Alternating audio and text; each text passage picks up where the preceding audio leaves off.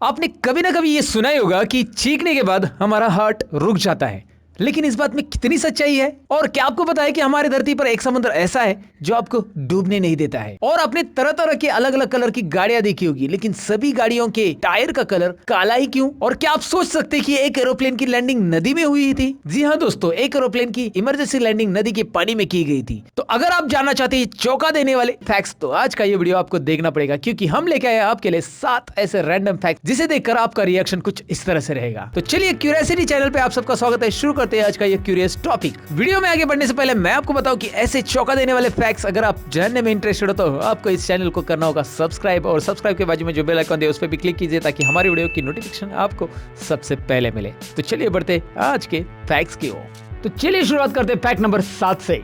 जैसे कि हमने शुरुआत में आपसे कहा था कि पृथ्वी पे एक ऐसा समुद्र है जिसमें आप डूब नहीं सकते। जी हाँ दोस्तों, ये समुद्र है इजराइल और जॉर्डन के बीच में, जिसका नाम डेड सी यानी इसे मृत सागर भी कहा जाता है। अब आप सोचेंगे इसका नाम डेड सी क्यों है? तो मैं आपको बताऊं, इसका नाम डेड सी इसलिए है क्योंकि इसके पानी के अंदर इतना नमक है कि कोई भी जीव या वनस्पति इसमें जिंदा नहीं रह सकता। ये पानी हमारे धरती में मौजूद पानी में से सबसे नमकीन पानी है। तो अगर आप जानना चाहते हैं कि ये कितना नमकीन पानी है, तो मैं आपको बताऊं कि हमारे समुद्र के पानी से 9 गुना ज्यादा नमकीन है। और समुद्र का पानी नमकीन क्यों होता है, ये अगर आप जानने में इंटरेस्टेड हो तो हमने इसके लिए ऑलरेडी वीडियो बनाया, जिसकी लिंक आपको आई बटन पे मिलेगी दोस्तों।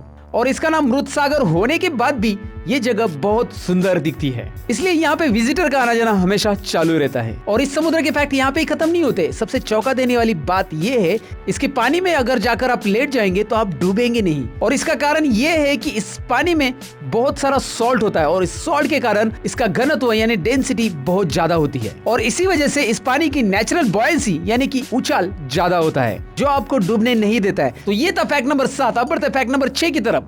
आपने ओलंपिक्स गेम्स तो देखे ही होंगे, लेकिन क्या आपको पता है कि ओलंपिक्स गेम का जो लोगो होता है उसका मीनिंग क्या है? तो अगर आप इस लोगो को ध्यान से देखेंगे तो इस लोगो में 5 रिंग्स होते हैं, और वो भी अलग अलग कलर के होते हैं। येलो, रेड, ब्लू, ग्रीन और ब्लैक। इसमें से हर एक कलर एक एक कॉन्टिनेंट को रिप्रेजेंट करता है। येलो रिप्रेजेंट करता है एशिया को, रेड रिप्रेजेंट करता है नॉर्थ एंड साउथ अमेरिका को, ब्लू रिप्रेजेंट करता है यूरोप को, और ग्रीन रिप्रेजेंट करता है ओशियानो को यानी कि ऑस्ट्रेलिया और उसके आजू बाजू के आइलैंड्स को, और ब्लैक रिप्रेजेंट करता है अफ्रीका को। अब ब्लैक अफ्रीका को क्यों दिया आप खुद ही सोचिए। तो इस लोगों का असली मतलब ये होता है कि वर्ल्ड के कोई भी हिस्से से कोई भी इंसान ओलंपिक्स गेम में पार्टिसिपेट कर सकता है। तो ये था फैक्ट नंबर 6। अब बढ़ते फैक्ट नंबर 5 की तरफ। हमारे गाड़ी का कलर तो अलग अलग होता है, लेकिन हमारे टायर्स का कलर एक ही होता है। ऐसा क्यों? आपने अलग अलग गाड़ियां देखी होगी, आपने बाइक देखी है, कार देखी है, आपने ट्रक भी देखी है, या आपने यहाँ तक एरोप्लेन भी देखा है, लेकिन सबके टायर का कलर काला ही है। तो चलिए जानते हैं इस फैक्ट को डिटेल में कि टायर का कलर आखिर काला क्यों होता है।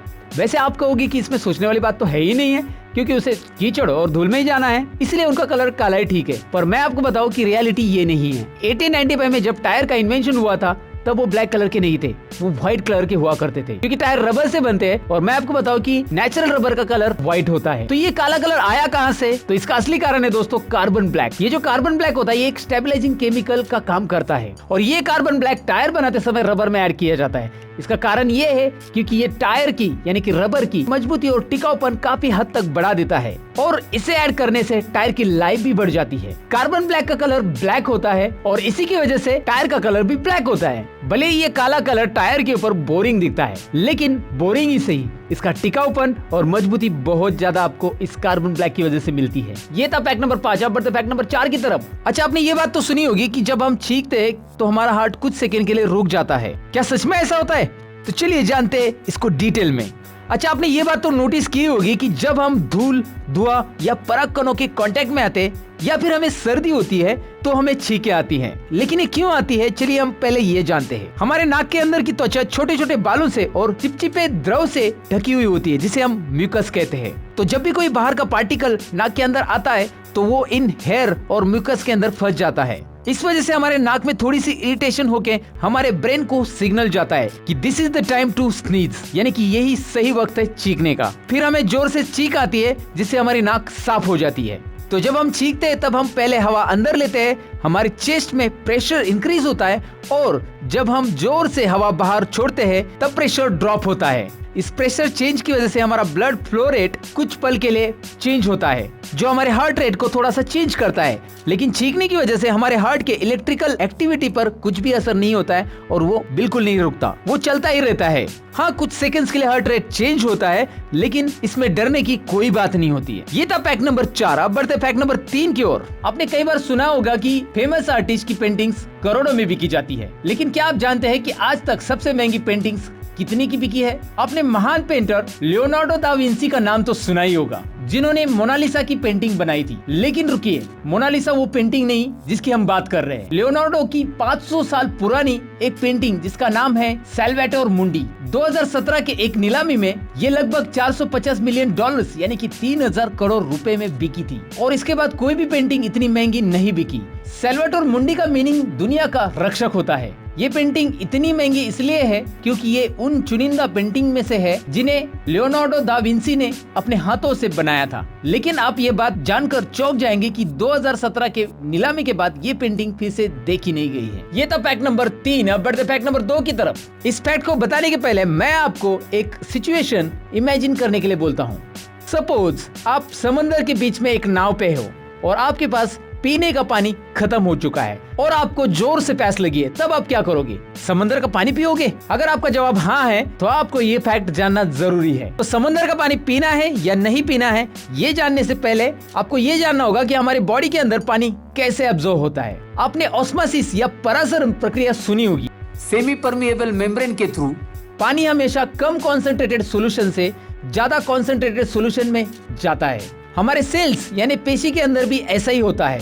सेमी परमिएबल मेम्ब्रेन के थ्रू पानी सेल के अंदर और बाहर आता जाता है। नॉर्मली हमारे सेल्स के अंदर की नमक की मात्रा और सेल्स के बाहर की नमक की मात्रा सेम होती है, ये बैलेंस स्टेट में होती है। जब हम नॉर्मल पानी पीते हैं तब ये बैलेंस मेंटेन करने के लिए सेल्स के बाहर का पानी अंदर आता है, और जब आप सी वाटर यानी कि समंदर का पानी पीते हैं तो सेल्स के बाहर की नमक की मात्रा बढ़ जाती है और इस वजह से ये नमक की मात्रा बैलेंस करने के लिए सेल्स के अंदर का पानी बाहर आता है। जबकि आपको पहले से प्यास लगी थी, लेकिन इस एक्स्ट्रा नमक को बॉडी से बाहर निकालने के लिए आपके बॉडी में मौजूद पानी यूज होता है और आपकी बॉडी ज्यादा यूरिन बनाती है और बॉडी से पानी पेशाब के जरिए बाहर जाता है। हमारी जो किडनी होती है वो सी वाटर जितना नमकीन यूरिन नहीं बना सकती, तो सी वाटर से जो नमक बॉडी में आता है उसे बाहर निकालने के लिए बॉडी का ज्यादा पानी यूरिन से बाहर जाता है और हमारी प्यास बुझने की जगह हमें और प्यास लगती है। तो अगली बार अगर आप कभी समंदर के बीच में फंसे और आपके पास का पीने का पानी खत्म है तो समंदर का पानी आपको बिल्कुल पीना नहीं, क्योंकि प्यास बुझने की जगह वहां पे बढ़ने वाली। दोस्तों, तो ये था फैक्ट नंबर 2। अब बढ़ते फैक्ट नंबर 1 की तरफ। तो जैसे कि मैंने इंट्रो पार्ट में आपको कहा था कि एक एरोप्लेन की इमरजेंसी लैंडिंग पानी के ऊपर हुई थी, तो ऐसा क्यों हुआ जानते हैं इस फैक्ट के अंदर। दिन 15 जनवरी 2009, समय दोपहर 3:24। यूएसए एयरवेज फ्लाइट नंबर 1549 ने 155 पैसेंजर के साथ टेक ऑफ किया और जैसे ही एरोप्लेन 2800 फीट की ऊंचाई तक पहुंचा तभी बहुत सारे पंछी एरोप्लेन के इंजन में चले गए, यानी कि बर्ड स्ट्राइक हुआ। और ये बर्ड स्ट्राइक क्या होता है और इस बर्ड स्ट्राइक की वजह से एरोप्लेन का क्या नुकसान हो सकता है, इससे रिलेटेड फैक्ट्स ऑलरेडी हमने बनाया था। एरोप्लेन से रिलेटेड 7 इंटरेस्टिंग फैक्ट्स का एक वीडियो जिसकी लिंक आई बटन पे हमने रखी है, जरूर जाके आप चेक कर सकते हैं। और ये बर्ड स्ट्राइक इतना डेंजरस था कि जिसकी वजह से एरोप्लेन के दोनों इंजन बंद हो गए थे। पायलट्स ने बहुत कोशिश की लेकिन एक भी इंजन शुरू नहीं हुआ। ऐसे सिचुएशन में पायलट के पास एक ही ऑप्शन होता है, वो होता है emergency landing. Air traffic control ने पायलट को आसपास के एयरपोर्ट की जानकारी दी जिस पर वो इमरजेंसी लैंडिंग कर सकते थे, लेकिन उस एरोप्लेन के पायलट्स इतने एक्सपीरियंस थे कि उन्हें ये समझ में आया कि प्लेन इतनी तेजी से नीचे आ रहा है कि वो एयरपोर्ट पे लैंडिंग करने से पहले ही क्रैश हो जाएगा। इसलिए उन्होंने इस शहर से बहने वाली नदी जिसका नाम हडसन रिवर, उसमें लैंडिंग करने का डिसीजन लिया और धीरे धीरे एरोप्लेन नीचे नीचे आने लगा और फाइनली नदी में लैंड हो गया। और ये लैंडिंग इतनी सेफ हुई, उसमें मौजूद जितने भी पैसेंजर थे उनको छोटी मोटी इंजरी हुई और सभी के सभी बच गए। उस एरोप्लेन के पायलट का नाम था कैप्टन चेस्ली सोलेनबर्ग और उनकी स्किल और एक्सपीरियंस की वजह से बहुत बड़ी दुर्घटना टल गई। और आप इस रियल घटना के ऊपर डिटेल में जानना चाहते हैं तो इसके ऊपर ऑलरेडी एक हॉलीवुड में मूवी बना है जिसका नाम है सॉली, जरूर आप देख लेना। तो ये थे 7 रैंडम इंटरेस्टिंग फैक्ट्स। आपको कैसे लगे आप जरूर कमेंट सेक्शन में लिख देना। आपने ऑलरेडी लाइक बटन पे क्लिक किया होगा, नहीं किया तो आप लाइक बटन पे क्लिक कीजिए, दोस्तों के साथ जरूर शेयर कीजिए। और अगर आप नए हैं हमारे चैनल पे तो आपने ऑलरेडी सब्सक्राइब किया होगा और बेल आइकन पे भी क्लिक किया होगा। हमारे चैनल पे और भी फैक्ट्स रिलेटेड वीडियोस हमने अपलोड किए जो कि आपकी स्क्रीन पे आपको दिखाई दे रहे हैं। जरूर आप चेक करेंगे, ऐसी उम्मीद है आपसे। चलिए हम मिलते हैं कुछ और इंटरेस्टिंग फैक्ट्स के अंदर। तब तक के लिए अपना ख्याल रखिए और क्यूरियस रहिए। Bye bye.